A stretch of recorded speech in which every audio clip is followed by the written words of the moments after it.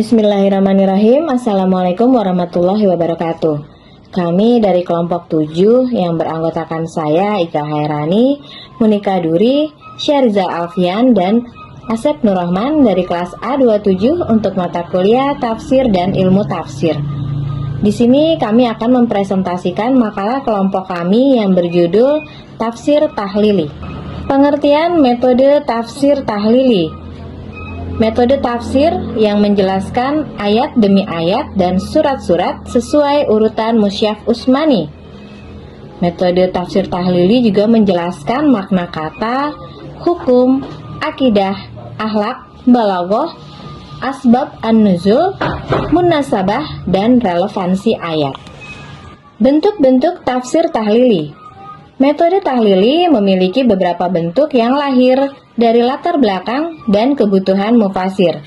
Yang pertama, bi-al-mahsur atau riwayat yang berdasarkan Al-Quran, hadis, dan atsar sahabat. Yang kedua, bi-al-rayyi atau ijtihad yang menggunakan penalaran yang sesuai kaidah bahasa dan syariat.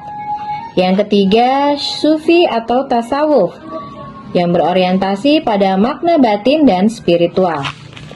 Selanjutnya, presentasi akan dibawakan oleh rekan saya, Monika Duri.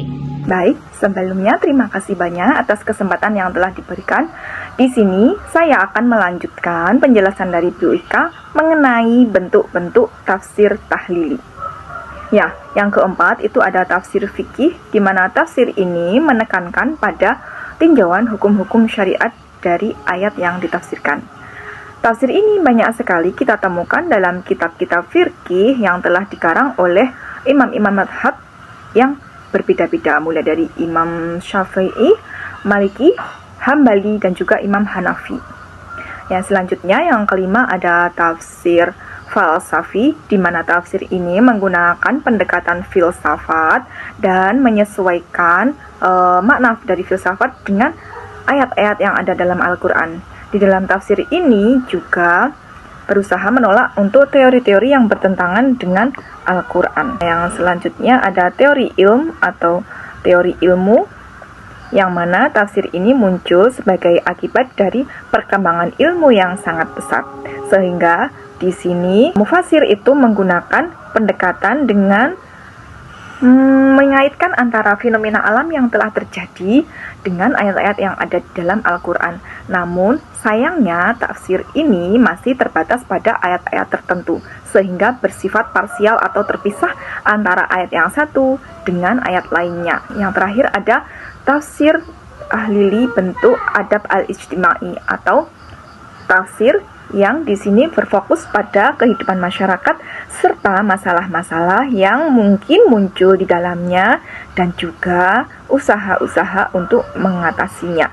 Di mana di dalam hal ini itu sudah terdapat petunjuk Al-Quran yang dikemukakan dengan bahasa yang mudah dimengerti dan juga mudah didengar, seperti itu. Kemudian yang selanjutnya adalah karakteristik dan ciri khas dari metode tahlili. Di sini ada beberapa karakteristik dari tafsir tahlili, di mana yang pertama itu adalah penafsiran dari metode tahlili itu berdasarkan urutan mushaf. Jadi di dalam tafsir tahlili itu penafsirannya tidak menggunakan urutan berdasarkan turunnya ayat atau surat, melainkan menggunakan urutan mushaf seperti yang kita baca atau kita gunakan setiap harinya, seperti itu. Jadi dimulai dari surat Al-Fatihah, kemudian Al-Baqarah hingga An-Nas. Kemudian yang kedua adalah penafsiran ayatnya itu secara detail dan menyeluruh, di mana setiap ayat itu dijelaskan secara terperinci, tidak hanya berfokus pada makna global. Antara lain itu dijelaskan setiap perkata dan juga menggunakan ilmu-ilmu lainnya seperti nahwu, shorof, dan juga mempertimbangkan relevansi antara satu ayat dengan ayat-ayat yang lain.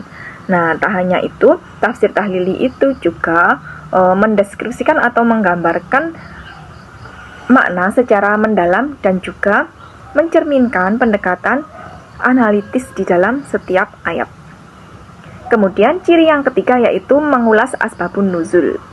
Nah, di dalam tafsir tahlili itu tidak hanya memaknai peristiwa atau arti yang ada di dalam surat, tetapi juga mengaitkannya dengan sebab-sebab diturunkannya atau peristiwa-peristiwa sebelum diturunkannya ayat tersebut.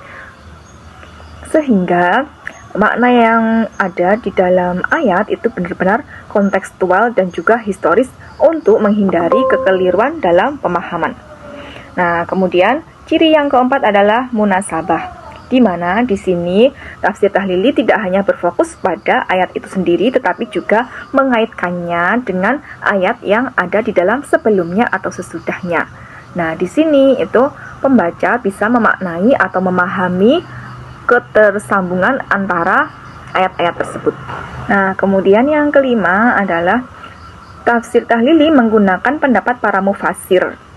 Jadi tidak hanya pendapat mufassir yang terkini, tapi juga memadu-madankan dengan pendapat para mufassir terdahulu, seperti berbasis riwayat dari sahabat, tabi'in, dan lain-lain. Sehingga dengan adanya berbagai pendapat tersebut, metode ini bisa memberikan perspektif yang kaya dari berbagai sudut pandang dan juga memungkinkan kita untuk membandingkan pendapat tersebut. Kemudian yang keenam adalah menggabungkan pendekatan berbagai ilmu atau multidisipliner, di mana metode tahlili ini memadu-madankan dari ilmu linguistik, ilmu bahasa, historis atau ilmu sejarah, dan juga hukum.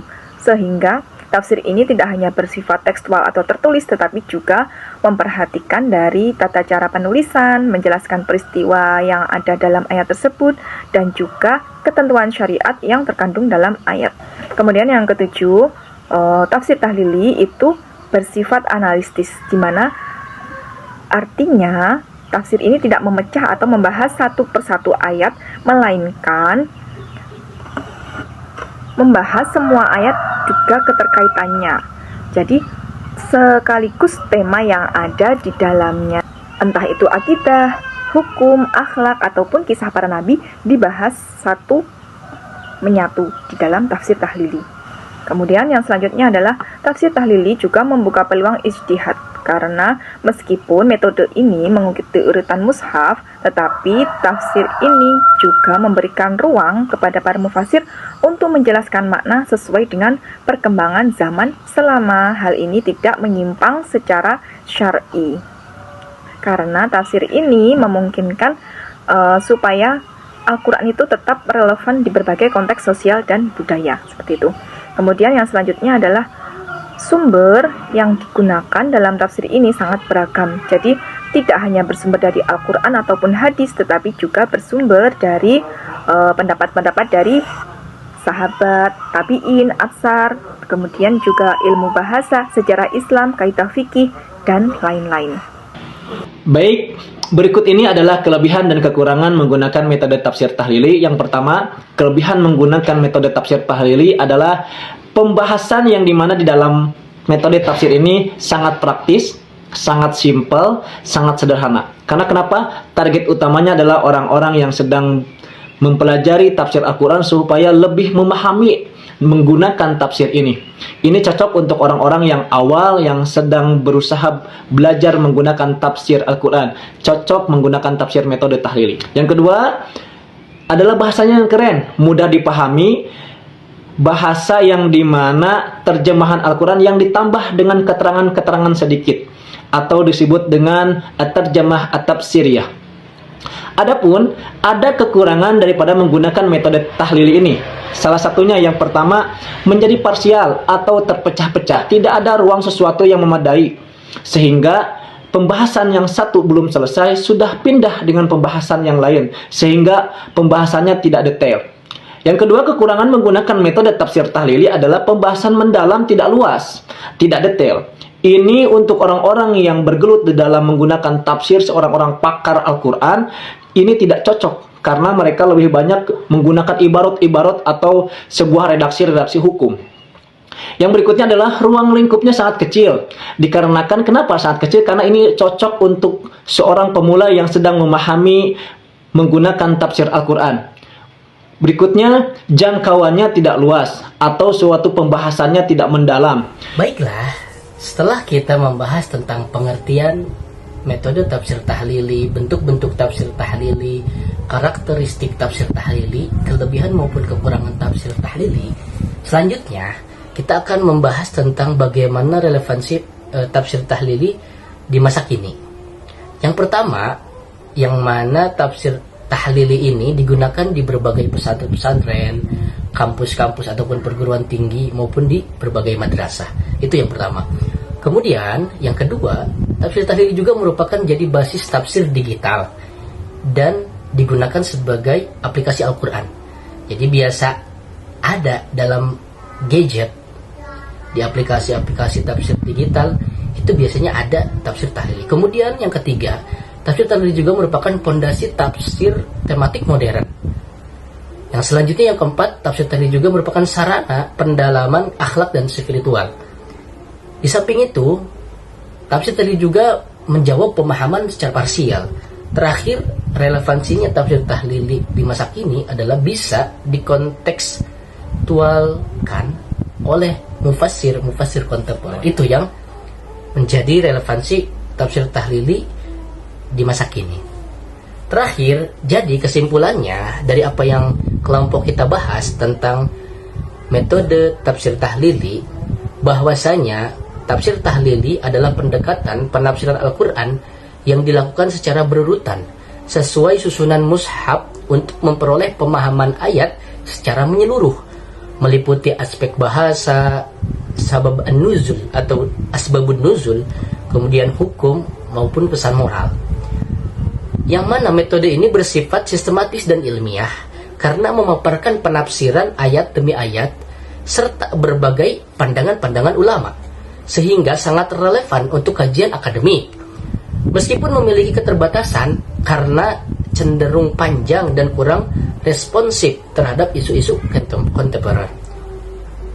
Tafsir tahlili juga penting sebagai pondasi pemahaman Al-Quran dan perlu dipadukan dengan pendekatan tematik dan kontekstual agar tetap sesuai dengan perkembangan zaman. Demikianlah kesimpulan dan pembahasan tafsir tahlili dari kelompok kami. Mudah-mudahan ada manfaatnya. Mohon maaf apabila ada kekurangan-kekurangan. Akhirul kalam, wassalamualaikum warahmatullahi wabarakatuh.